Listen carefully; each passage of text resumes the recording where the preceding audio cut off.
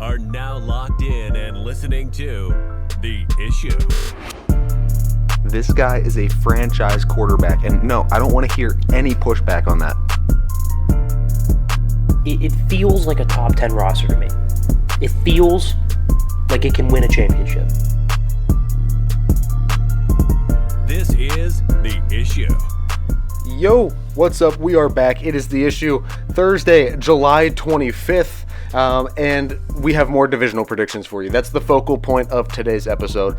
We are getting close. This is the month of football. We have preseason games starting soon, and, you know, training camps have started. Yes, training camps have started, so it's a great day to talk football. We're going to do just that. We're going to start things off. Tim has a list for us, the top 10 defenses in the NFL. We're going to move into hits and misses to close out the first segment. And then into the second segment after the break, we will have the NFC North predictions this week. Pretty fired up for that one. We will have, obviously, their predicted records, predicted standings finished-wise. And then we will get into superlatives, MVP, Offensive Player of the Year, Defensive Player of the Year, Breakout Player, and Coach of the Division for the NFC North. After that, we will move into a discussion on the NFL, their revenue splits comparatively with the other major sports leagues and how different it is, and what makes the NFL so special, what makes them the top and the king of all sports in the United States.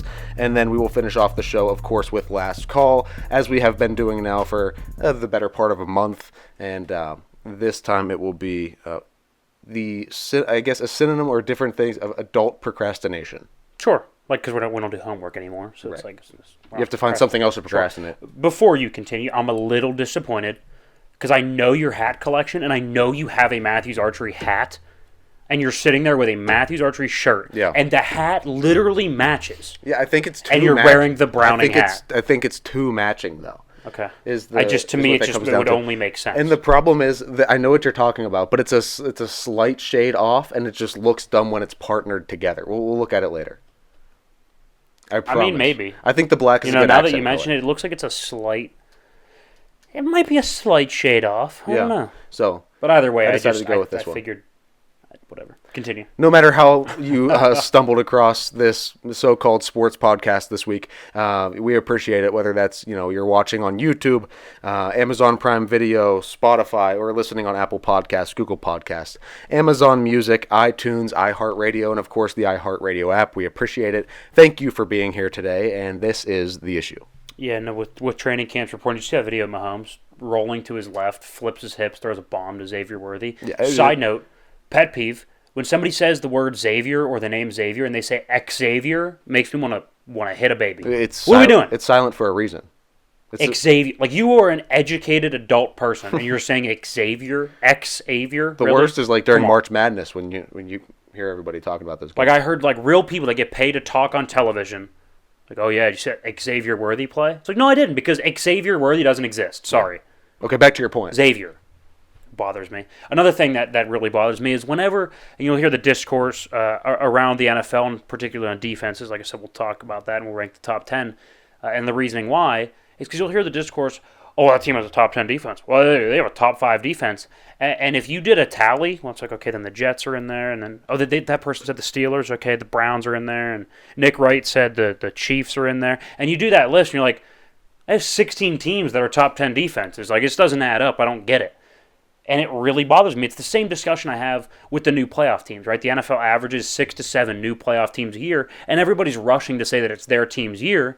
But, like, you don't just get to add a playoff team, right? Somebody has to fall out of the playoffs, right? So anytime I say, I expect the Chargers to be better, well, okay, I think the Steelers are going to drop out of the playoffs. So there you go. There's my sub in, sub out, right? I don't think the Browns make the playoffs this year.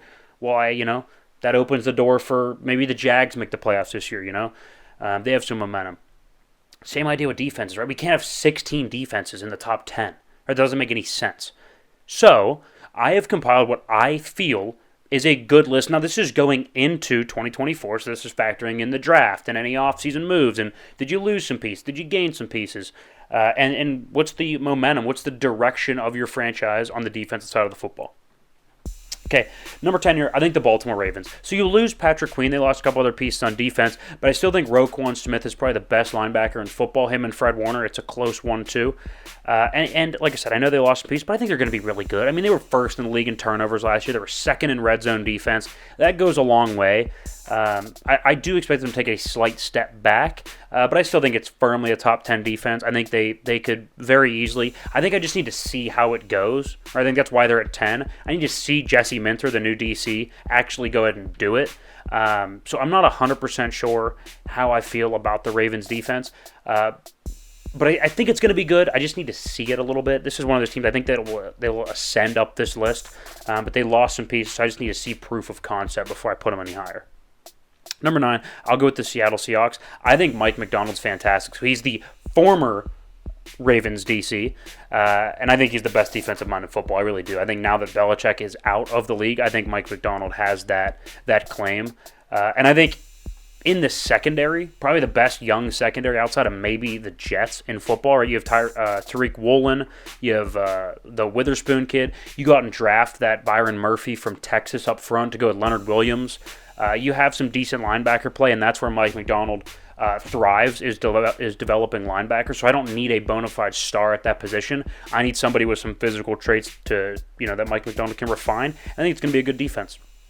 Number 8, I think the Cleveland Browns. I think it's probably the most overrated defense in football. They were first in yards, but they were 13th in points last year. Right? So, the bend don't break is great, but it's like you're not really bending, but you're somehow breaking. Like, I don't get how that works. But my main concern is their rush defense. Right up the middle of their defense, they were not able to stop the run. I think it will improve a little bit. And despite my iffy, words on this team, they do have an excellent player in Myles Garrett. I like Ward. I like their entire secondary.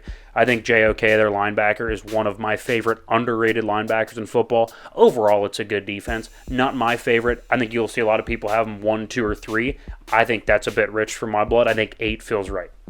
Number 7, the Chicago Bears. After acquiring Montez Sweat, top 7 defense in football last year, yet another year under Matt Eberflus, who's proven to be a good defensive mind. Right? He's not your Belichick, he's not your McDonald, but I think he is a firmly in the top 5 to 10 defensive minds in football. I think they're going to be really good. Where they need to improve, where I think they're going to improve, and the only way that they're 7th on this list is if they improve these 2 areas, is red zone and third down. They were in the bottom 3rd, in some cases bottom 3 in the league in those categories, so they definitely have to improve there. Number 6, I'll go with the Steelers. I think it's the best pass rusher in football, probably the best defensive player in football in TJ Watt. My primary concern is the secondary. That's why I'm out on them overall as a team, because I think in big moments this defense is going to get burned a little bit, but they're going to go win you 3 or 4 games just automatically, just the defense alone. They're going to win you some games. And so to me, I think that's awesome. I just can't rely on a felon when he's back from his suspension as our corner number 2.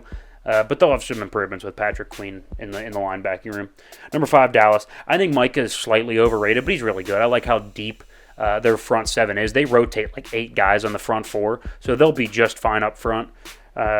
And they're going to be better with Trayvon Diggs coming back. I worry a little bit with Dan Quinn now out of the building, the former defensive coordinator, and I worry that they're a little bit boom or bust when it comes to the secondary and turnovers. It's kind of like a pick or we're going to get burned. So if they can kind of mitigate that, we'll see how they do. Defensively, they were 5th in both yards and points last year. Houston Texans at number 4. I think DeMeco Ryans is a superstar head coach. Superstar. The stats from last year aren't going to be even close to resembling a team that should be on this list. But what I think you should look at is how dominant they were versus the Browns. They were 5th in football in third down defense, believe it or not. To me, that's a mark of a really good defense. I think they're only going to improve under DeMeco. Number 3, the Jets. It's the best secondary in football. I worry about the pass rush a little bit, right? They bring in Bryce Huff, not realizing that they're going to have to sign him to a new contract or he's going to hold out. And they're like, why is he holding out? It's like, well, that would be a Jets move to make. But anyway, besides that, very good secondary. 68 opponent passer rating in the second half last year. Right, so in the second half of football games, they were only letting up a 68 pass rating to the opposing quarterback. That's fantastic. And I found this is a really weird stat. I was doing some digging. The opponent passer rating when the other offense is in hurry up, right? So you'd think, oh, you have the defense on your heels. They're getting tired. No, 43.5. They'd be better like spiking the football and hurry up. That's absurd. Number 2, Kansas City. They're number 2 in both yards and points last year. And despite losing L'Jarius Sneed, I like their secondary. I like the pass rush. And similar to the Niners, who we're going to get to here in a second, their best quarter was the fourth quarter. And number 1, the San Francisco 49ers. I think it's the best overall roster in football from top to bottom, offense, defense, special teams, especially the defense, obviously. Fred Warner's fantastic. You hope that Dre Greenlaw comes back in, some good shape after the Achilles tear. But yeah, again, the quarterback rating in the fourth quarter was unbelievable. They were top 10 in the NFL last year in the following categories: points, turnovers, yards, turnovers. I already said that. Points. Okay, turnover percentage, rushing yards, and rushing TDs. So just a well-rounded defense. I don't think they're the best in the league at any given stat category, but they're just so well-rounded. So that's my top 10. San Fran, Kansas City, New York, Houston, Dallas, Pittsburgh, Chicago, Cleveland, Seattle, and Baltimore. Love it. That's I don't want to hear 16 teams that are top 10. No, I don't want to hear it. I do agree with you that term gets thrown around a bit loosely. People, I think, look at a semi-average player and call them top 10 way too often. You see a lot of that with even the same thing in quarterbacks, right? Like, how often do you hear, Kirk Cousins is a top 10 guy? But then you look at it, and through the course of a season, you're like, yeah, well, not really. Yeah, all the time. All the time. So used rather loosely. Good list, buddy. You can take a sip of water here before we get right into hits and misses on a Thursday. All right, hit number 1 here. We've said it forever. I think I did a rant on it, a month ago, that the NFL is so superior to other leagues, and we're going to get more in depth, with it after our divisional predictions. But they led all major sports leagues in revenue that's formulated from national TV and media. By a lot. Of course. Because that's to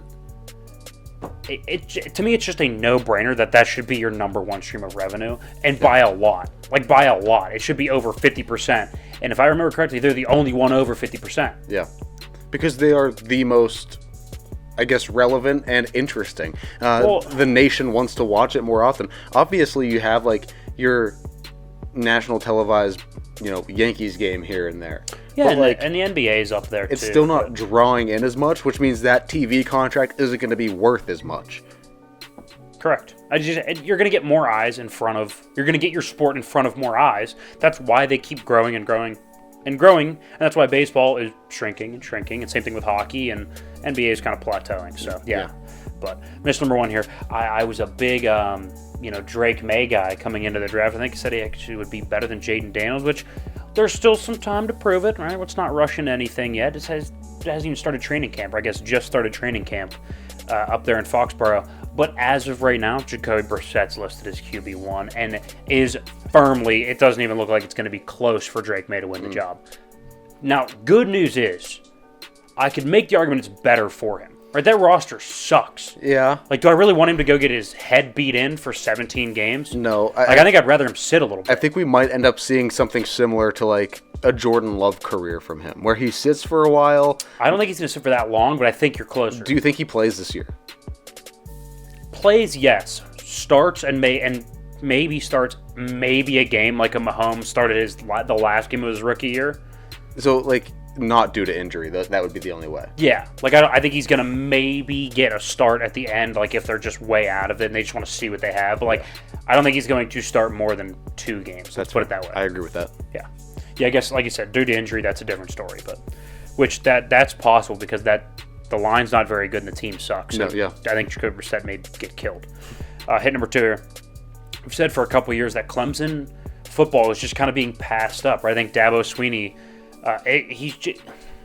he's a young guy, so you'd be like, okay, well, he's young and has new ideas and is an interesting guy, but no, he's just yelling at dirt again. He's rather rigid. Yeah, he's very rigid. He's yelling about the 12-team playoff format. It's well, Dabo, you haven't made the playoffs in 4 years anyway, so an extra 8 spots may help you out a little bit, dude. He's talking about, it's going to ruin this, and you're going to see people take time off here, and this is some downfalls and pitfalls of it. You're right, that may be a downfall or a pitfall of it, Dabo. How about an advantage? You're actually going to get in. Yeah, and because you don't get in with the 14 playoff anymore. And also, the the amount that's going to help the sport in general will end up helping Clemson just down the line. Well, in general with the revenue. Yes. Like the sport's going to generate more revenue. The conferences are going to generate more revenue. Like, that's the thing. Everybody was like so hesitant to make this change. And we just talked about it. National television. College football is loved. I mean, loved, especially on national television. Especially You're telling me you can buy how many extra games? How many extra games can you buy with a 12-team format rather than a 4? So what? 12 would be like one. Like, it'd be like what? 10 more games? That's the terrible math. We should know this, but no, whatever. Yeah. Either way, I get what you mean though. Either way, and the first round, even if you're adding a game or 2, that's crazy. Right, and the first round is all on home campuses. Yeah. So like I think the first 4 get a bye, so 1 through 4 get a bye, and then it'll be 4 versus 12. It's huge. So on and so forth. That first round is on home campuses. That's amazing. Well, Dabo also has been rigid just through everything he does, especially in the transfer portal, kind of like no transfers. Yeah. And you wonder why you're getting passed up. Going away. They're not going away. You have to be able to adapt to it. Adapt or die. Yep. We say it all the time. Moneyball. Miss number 2 here. We both of us, me specifically, not a big Jordan Love guy. Like 1 calendar year ago today, you know. I think I said something along the lines of like, we don't see any footage. They've had him in the building for 4 years now, and they have nothing nice to say. What are they hiding? Right, like it's like. We saw footage of Mahomes 2 days into camp. They're like, oh, this kid's legit. Yep. Nothing from Jordan Love and the Packers. And I'm still not 100% sold, but he's going to get paid. Like, he's going to get paid. I mean, he should. Did you see the back half of his season? Like, the back half of last season was insane. He was in the top 5 in almost every important statistical category. Right. Well, and so we went to that Packers game at Heinz Field, Acrisure Stadium, whatever you want to call it. Yeah. And neither of us were impressed with the whole game, but he had that one throw to the corner of the end zone that me and you looked at each other like, that was a legit throw. Yeah. Like, that is a big-time all-pro type throw, top 5 type guy throw. If he can do that more consistently, which he started to do in the back half of the year, if I'm the Packers, he's going to hold in right now. So he's like, I'm not going to play, but I'll go to training camp, all that fun stuff. He's there, but he's not doing practice or whatever. If I was him, I think I would. If I was the Packers, I think I would say I need 8 more games from you. What leverage does Jordan Love have? A desperate quarterback market in the NFC. It's a good point. You know what I mean? It's a good point. Like you have some teams in the NFC that would kill for a good quarterback. Dude, who's going to pay him? We'll say Trevor Lawrence $53 million a year. I mean, hell, I guess we could. Do you think the Packers should?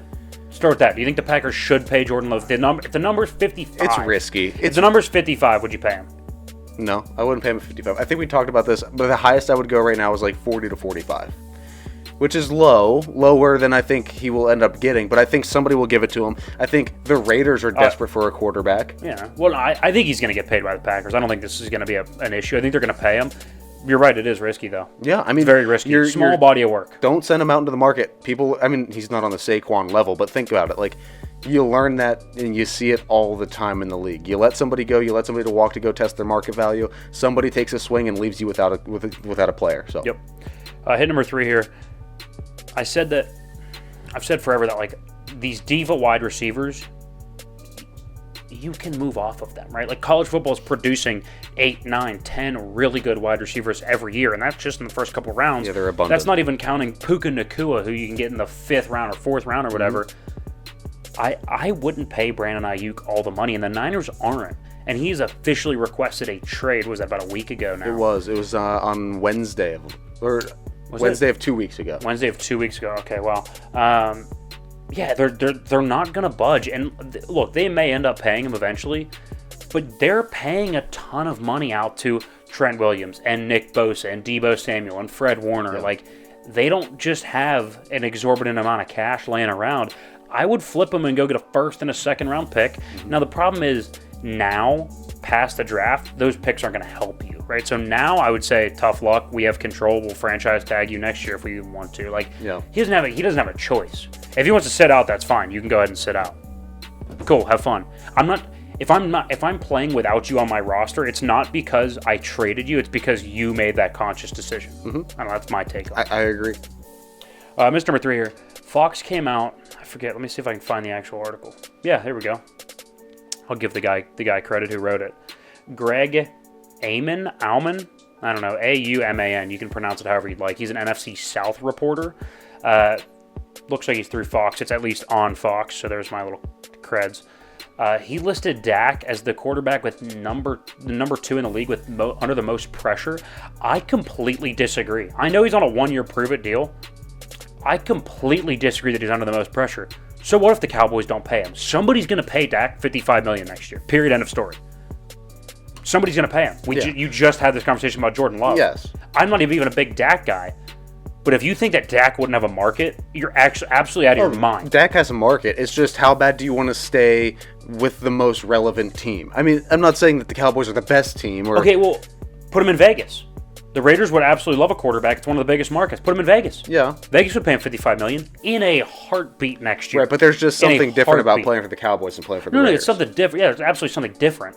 But like, say you make $60 million off the field a year as a Cowboys quarterback, he can't go make 42 as the quarterback in you could. Vegas. You could. I'm not saying $28 million is nothing, but he's made hundreds of $1 million.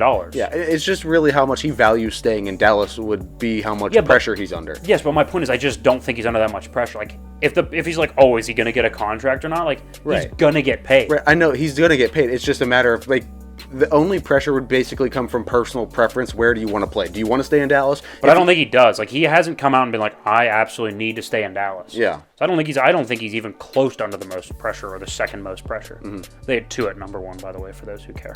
Do you agree with that? Yes, because that's actually somebody, like, if the Dolphins don't pay him, I don't know who else will. Or at least the number that he thinks he deserves. Somebody would, but not that I think much. somebody would give him like a Baker level $35 million a year, but like he wants, 55. I bet he could get 40 from somewhere like Vegas. If I'm like Vegas, I'd rather draft a guy or I'd rather go get a Dak. I'd rather go get somebody a little more proven. Yeah, and not as injury prone. Correct. But either way, guys, that concludes Hits and Misses. We are going to go into a break now. When we get back, the NFC North divisional predictions and a discussion on all the revenue splits, NFL, NHL, NBA, and of course, Major League Baseball. Don't go anywhere. Oh my God, welcome back. The Issue, 25th of August. We are... July, sorry, I wish it was August. Maybe it's because I'm already thinking about the NFL season. Yeah. I'm so pumped up. This week 3 of predictions, yes? Yes, it's the third week. Okay, week 3, NFC North. Next week will be AFC North. Last week was AFC West. Mm-hmm. The week before that was NFC West. So we always start NFC, then go, division, then back, to the AFC, same division, so on and so forth. But either way, we will get into that this segment. We will also we'll talk about the revenue splits between all 4 major sports leagues. So NBA, NFL, MLB, NHL. Did I say NHL? Yeah. Okay, NHL. Yeah. All 4 of those. We'll talk about the revenue splits. Where are they making their money? You're going to be interested to see. It's surprising. It is a little bit surprising. But however you found us, YouTube, Spotify, Apple Podcasts, iHeartRadio, etc., click the link in the bio, all that fun stuff. You can find the social medias. Make sure you follow those. We appreciate you doing all those things, following, subscribing, rating, reviewing, whatever, commenting. We appreciate it. Yeah, for sure. Like Tim said, we got a good back half of the show here for you. Divisional predictions are always the favorite. Sure. And we are now to number 3, almost halfway through, which means we're getting so close to football. I can't wait. I was just watching a little bit about Scott Hansen on Red Zone. He was talking about kind of like his process when he goes through everything and how he uses the bathroom or doesn't use the bathroom during Red Zone. I don't know if you saw it yet, but it was just interesting. I'm just going to take it for like 30 seconds here. It's wild. He shows up like 4 hours before everybody else, eats food at the desk that he does Red Zone from, then has like 1 bottle of water and 1 Diet Pepsi, he said, which is odd. I prefer Diet Coke. As well.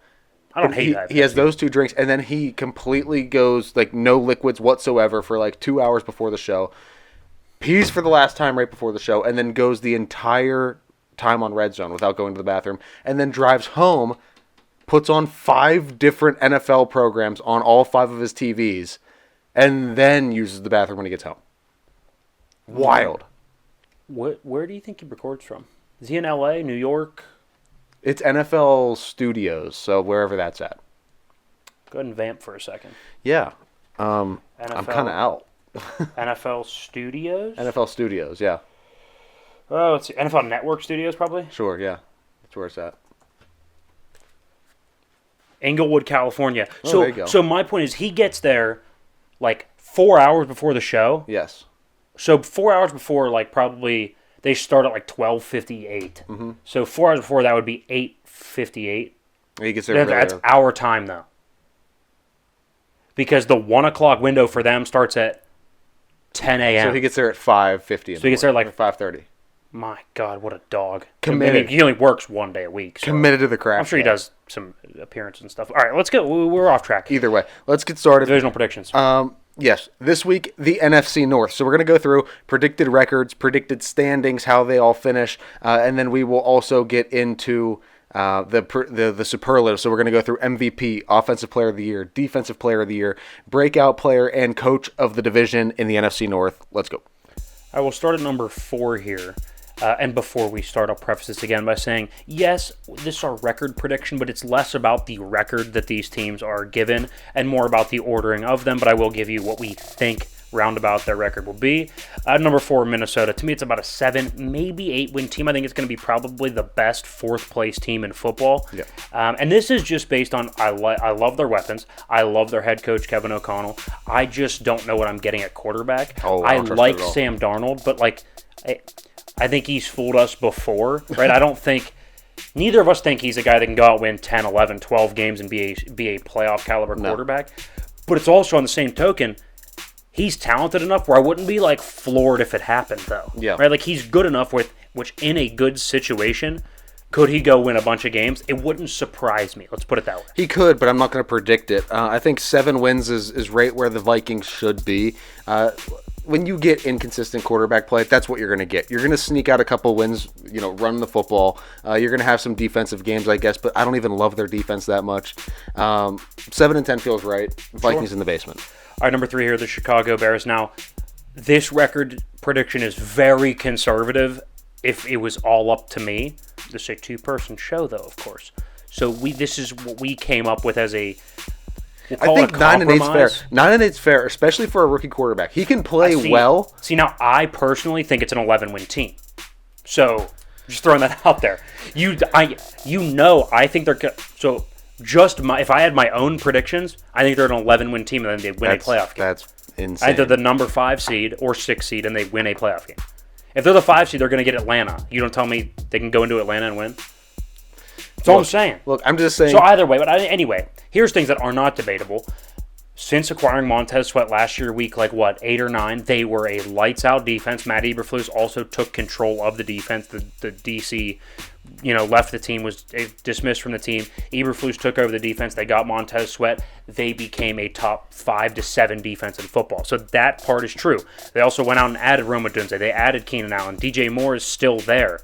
They have 2 good tight ends in Tanyan and Cole Kmet. They have decent backs. DeAndre Swift they just signed this year. The offensive line's improving. They draft Darnell Wright last year. They had some younger guys already on the line that are getting better. To me, if Caleb can just be pedestrian, I think it's a 10-win team. You said 9. I can live with 9. I think 9. At 9-8, I think they still get into the playoffs, so I'm okay with it. 9-8, or I could see 10, but I don't think anything over 10. I think even if Caleb Williams has a great year, I think 9 wins is really good for him. I think 10 wins is really good for him coming out as a rookie. So I think 9-8 is fair. So I'm looking at what I predicted. We made a bet on it. It's right here. I said it's over-under of these, so 42-50 in terms of yards. I took the under. You took the over. 24 touchdowns, 88 plus pass rating. So whoever wins if it's over that, I paint your nails. Yes, but if it's under that, I paint your nails. Yes, and 2 of the 3 2 of the 3. So you have to win 2 of the 3. So if he's over the yards and over the rating, but under touchdowns, I win. Yes. Yeah. And please, if anybody's watching that doesn't understand the nail painting reference, it's because Caleb Williams paints his nails. It's not because we enjoy painting nails. I just want to put that out there. That's a good asterisk there. Yes, thank you.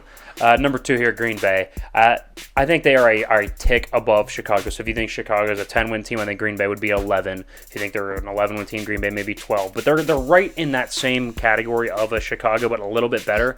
Because I think I just know what I'm getting more with Jordan Love. And I'm a huge Caleb guy, but I know what I'm getting a little bit more with Jordan Love. Yep. He's still not 100% proven, though. No, but it comes down to the consistency of quarterback play, and I trust Jordan Love way more than I would trust a Caleb Williams at this point. I would say, and I think this will be more on my side. I think it may be more of a hot take. I think they are going to be more similar in terms of the level of play at the quarterback position.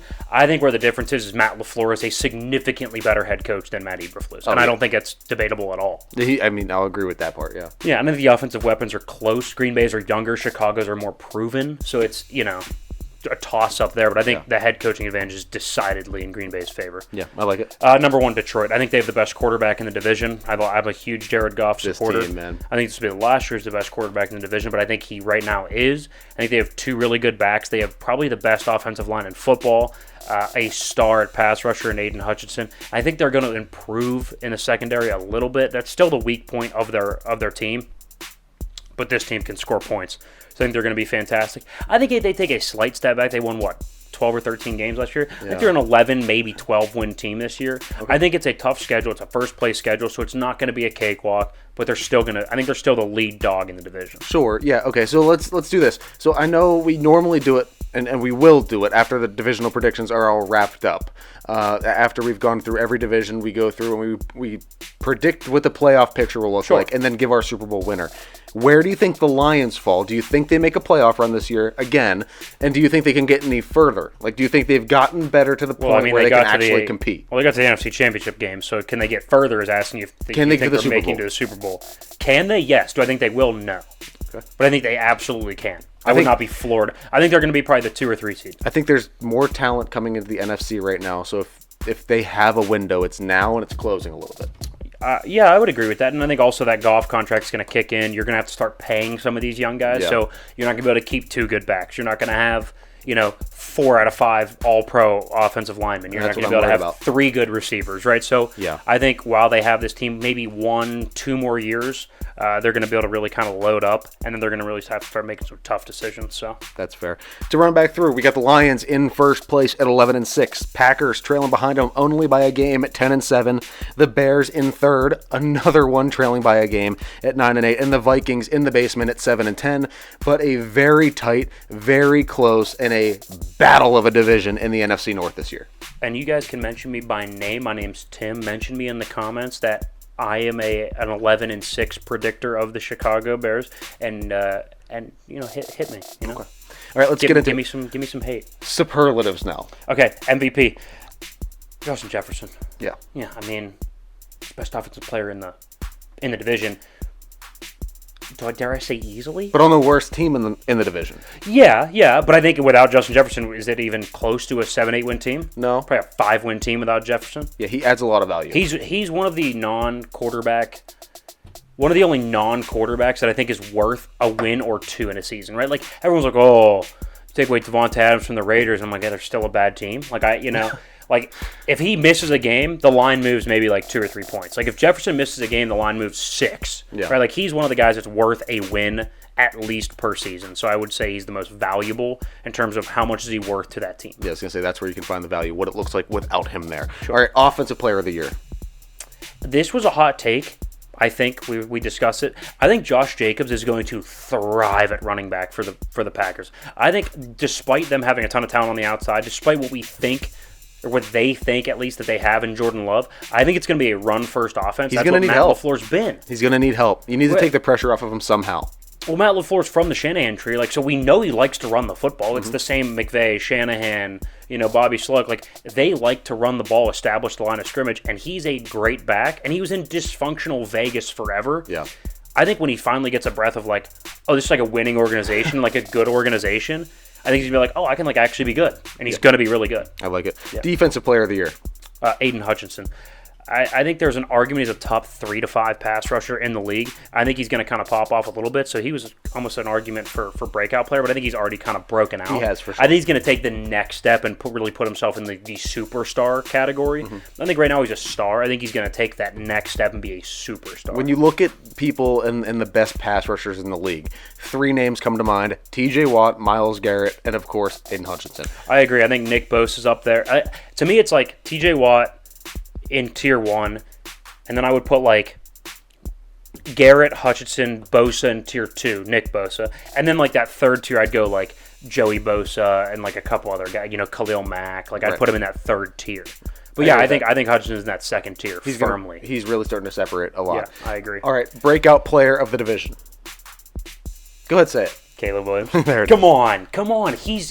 Look, this is the best situation a first-round pick has ever gone into. People are like, well, did you see what Kyler did his first year? And, like, what Jamarcus Ross? Like, those guys went into tire fires, right? Like, people are forgetting they didn't have the number one pick because they earned the number one pick.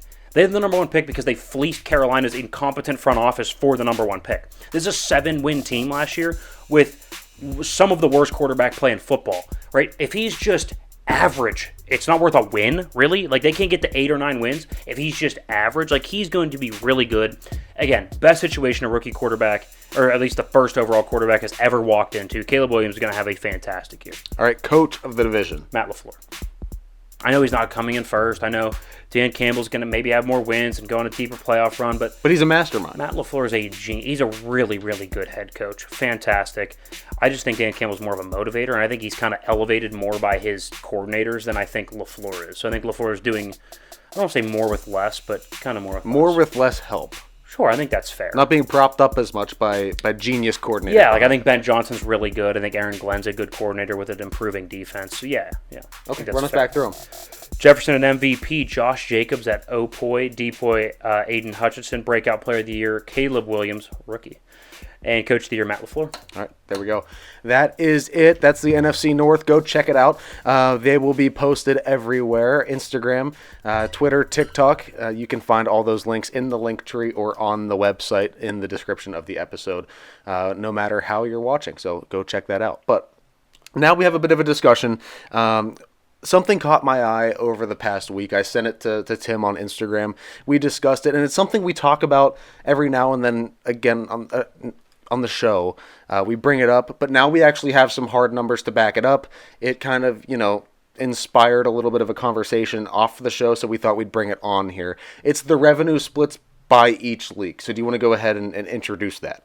Well, right, and for those watching, you'll be able to kind of see the graphic here on your screen. If you're just listening, I'll try to explain it. So the graphic breaks down the 4 major leagues. So the NFL, MLB, NBA, NHL. And it gives them their total revenue. This is from 2023, so the most recent calendar year.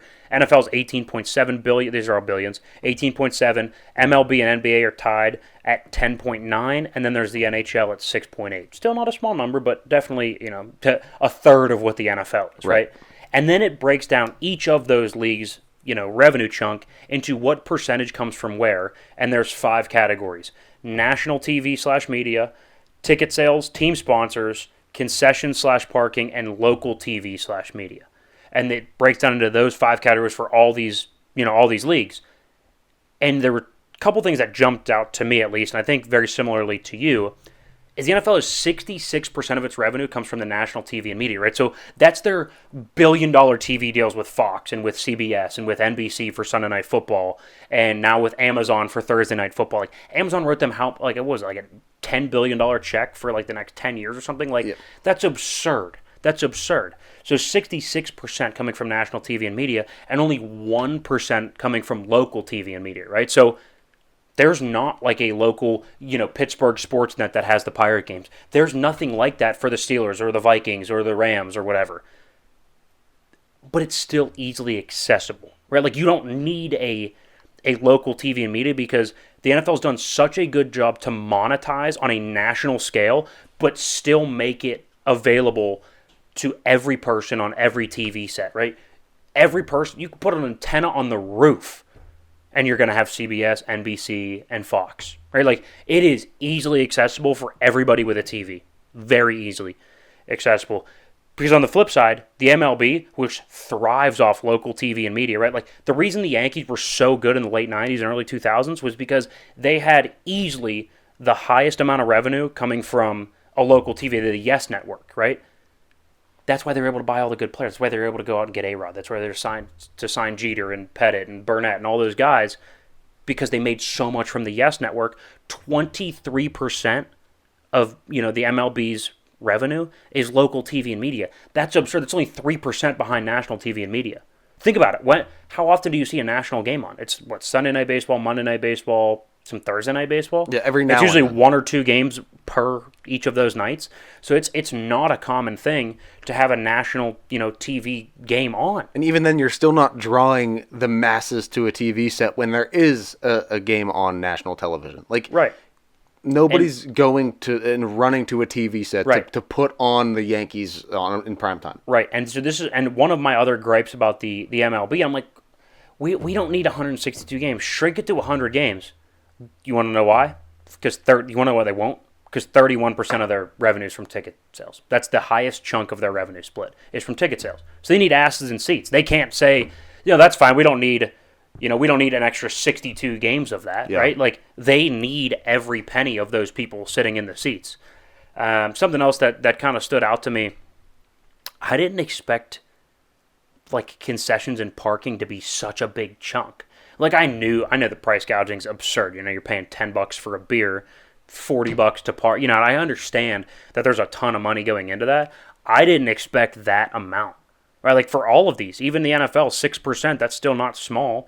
MLB, 10%, NBA, 8%, hockey's the highest at 12%. Like, I didn't expect it to be that large of a chunk. Yeah. The one thing, too, and it always makes me upset, and I've seen it a bunch this year, and I'm sure I've said it to you, and I've said it to everybody I've watched a game with, whether that's baseball, hockey, a little bit of NBA, but the sponsorships on the jerseys themselves. I hate it. I think it looks unprofessional. You're not I a don't fan. like it. But they're trying to grasp at anything where they can grab a little bit extra revenue. So, like, on the Pirates jersey, having the sheets, on the arm. Or I think the worst one is the Marlins. They have the ADT logo, the home security system, and it's a giant patch on their arm. Like, can we stop putting sponsorships on the actual jersey? But then you look at this and you're like, that's why they're doing it. Because all of these other revenue streams are getting lower for them. Attendance is down for the MLB. Attendance is down in the NHL.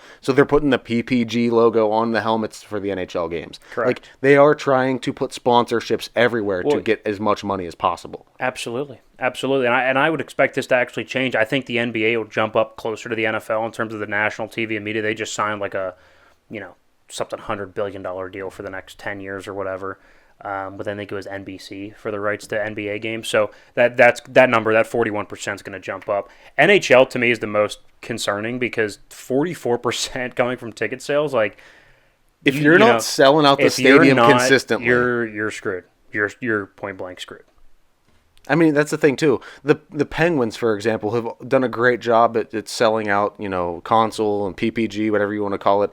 But I mean, doing that consistently for what they play 82 games in the NHL for a season. I think so, yeah. Like, I think it's the same as NBA 82. That's a ton of games where you have to rely on people coming out to see the team. And that's also putting the pressure back on the owner and the front office of the team, where if you start to slip up and you go on losing streaks and people stop buying tickets and people stop showing up to the arena, that is a real problem that's going to affect the team. A really weird part about that too is like they have a lot of games on, your Mondays, your Wednesdays, Tuesday night or a Wednesday afternoon if you're baseball. It's like it's tough people to get to those, right? NFL, it's like Sunday, you're off. I know you're off. Screw you. Yeah. Unless you're a priest, you're off. Let's go, get here. Like, yeah. That's the thing too. When it comes to the MLB, that I don't understand when they schedule the day games, and even some of these games, especially in Pittsburgh, though, even the night games, like a Tuesday night, that's the first pitch 6:40. Not many people are going to that unless Paul Skeens is pitching. You have to do something to make it like very, very interesting to get people to actually show up, buy a ticket, and sit in the seat. Sure. And that's where I think you have to lean in more and actually build somewhat of a competitive team. It's so much more important in baseball, in hockey, than it is in the NFL. Yeah, you can have a team like the Carolina Panthers go out and win one game a season. Doesn't matter. And it doesn't matter if nobody shows up. Well, that's the NFL's always understood it's a TV show first, and it's reflected in those numbers. Yeah. Either way, that was interesting. I liked it. Yeah, it was good. It was an interesting graphic. I'm glad you sent it. It was a good discussion. Let's go ahead and transition. Last call. All right. So go ahead. I was just going to say, it's the versions of adult procrastination. Yeah, we had the same one for our number one. We're not doing a draft. We're just going to bounce ideas. We had the same one. Good. Doing the laundry.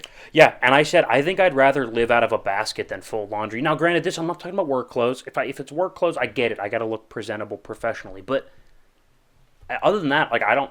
When I'm in public, that's kind of what I wear. Like I occasionally I'll go out, but other than that, like I'm wearing gym shorts and a shirt. Like I don't care if it's wrinkled. I don't particularly care. Yeah. I just don't. And like 20 minutes after you wear it, it's fine. It's fine. It gets back to normal. I'm going to go another one, grocery shopping. Like like the chores. Like you can go down through. I'll eat slices of cheese before I grocery shop for real food. Yeah, I'm like, well, we got like one more head of lettuce. What are we going to do with this? Because we're having a salad tonight. Yeah. Again. Yeah. Or there's times where, because I always have a ton of eggs. Right. That's one, like, I don't really run out of that. If I run out of eggs, I'm really screwed. Because that's like my oh shit meal where it's like, I didn't buy any steak or I didn't buy any chicken. Like, what should I don't know what I'm having for dinner tonight. And I'm like, my carton of eggs in there, like, let's go. Perfect. I'm having eggs. Of rice. Yeah, usually, rice is something I always have, or like pasta or something. Like, this is a weird dinner, but we're gonna rock with it, I guess. Okay, so we got laundry and we got grocery shopping. You got any others? And I don't have to now because I'm in an apartment, but back when I used to live at home, my chores were cutting the grass. Cutting the grass, something I will. You're weird. You enjoy it. I enjoy cutting the grass. You're weird. Yeah, you're. Well, I also had a push mower, so that's far less enjoyable. The zero with turn your is pretty machine. I would do that too. But if there's even like a 10% chance of rain, you're like, nah, it's fine. I don't even want to risk it. I'll wait till next week. Things like at your knees, you're like, yeah, it's supposed to rain today though. I don't know. Yeah. So I'd put that on that list. Okay, I have one. And it actually pertains more to living in an apartment, especially the one that I used to live in, taking out the trash. Oh, my God. If you have to take it to a dumpster or if they don't come to your door, I know your apartment's nice where they show up. Yep. You just put it out in the hallway. Valet trash. That's nice. But when you have to walk it to the dumpster, I know in college your place was like that too. Bad. Trash bags would sit tied up next to the door for I don't want to say it, but weeks. Yeah. Weeks before they would go The out. 214, it was so far. Yeah, it was. Yours is pretty far, too. Yeah. That was a good one. Yeah, that's a good one. Taking out the trash. I know this was my idea, and I'm trying to think now. I got another one if you want me to. Yeah, go. Keep firing. I might just be a big procrastinator because I'm like, okay, what do I do normally? Doing the dishes is another one. Where Dishes it just kind of piles up for a little bit. Dishes are a good one. Oh, sorry, I have one. No, go ahead. I was going to say, now this is going to sound kind of gross, but on the weekends, like showering, like I don't shower as regularly on the weekends. I still shower every day, okay, people? But, like, I'm like, well, I know I have to shower at some point today. Like, I could do it now, but then, like, well, what if I want to go work out? Or, like, what if I want to go, like, hit the range or whatever? So I'm like, I'll just, like, wait to shower. So it just gets pushed back and pushed back. It just keeps getting pushed back. Yeah. And then it's nice if I actually fill the time that I push it back with activities. Yeah. But there's some times where I'm like, I'll just wait. And then I just don't end up moving from my couch and I just feel like a lazy sack of garbage. I got a good one. I think this would... Gonna close it out with this one. Yes, please. Getting your oil changed or anything maintenance on your car. Oh yeah. That's not like a pressing issue. Yeah. That's not like a pressing issue. If it's something like, oh, my check engine light's on, I'm getting that checked out rather quickly. Yeah. But if it's something like, you got to put a little air in the tire, you're like a pound or two low, I'll let that go until we have to do it. Me with gas. I let it run down to like gas. 5 miles till empty. I hate that. You will never catch me dead. You could stop me at any point in my drive ever and tell me to just, pull over, let me check the gas gauge. It's going to be at least a quarter tank or higher. I don't let it get past a half a tank. That's actually absurd. I have a good one for cars too. Everybody has that spot in the car where they put the change. And you're like, I'll take it in. Because and if you don't also have, mine's not really that adult, but a piggy bank. I'm just going to say it. I have a jar where I put all my coins. Yeah. There's like $40 in it, usually at any given time. And I'm like, I'll take my coins in and put them with the rest of my coins. Yeah. I forget. I just won't do it. No, Just won't do it. I literally said this morning I was going to bring a Ziploc bag so I could put them in there and then bring them inside. Because what am I going to do? Just like carry them all in my pocket? There's like a pound of your coins. Your pants will fall down. I have a ton in my car. Yeah. So like I need to bring a bag, and I keep forgetting to bring a bag. The way it normally works with me is that change does not get cleaned out of my car until the car gets traded in. Are you serious? Yeah, no, that's wild. I try to do it. I think about it probably every month, but it ends up being like every 3 months I actually do it. I also come from a family where, like, my relatives, they're big into, like, where, like, they used to be, like, rolling up, like, the change and then taking it to the bank. I'm like, I take it to that place where you just dump it in, the thing. and it's like you hear it waves. Like Giant Eagle or whatever. Yeah. There you go. That's what I do. That's all it takes. All right, let's get out of here. That's it for today's show. So we will be back next week. We will have the AFC North divisional predictions, so make sure you come back for that one. In the meantime, follow the social medias. Instagram, TikTok, Twitter, everything's getting posted on there. Like I said, you can find all those links on the website, theissuesports.com, or if you click the link in any one of the episodes, whether it's on YouTube, Spotify, anyone, wherever you find the show, you can find the link to all of our socials. So guys, follow, subscribe, like. We appreciate it. We will be back next week, and that was The Issue.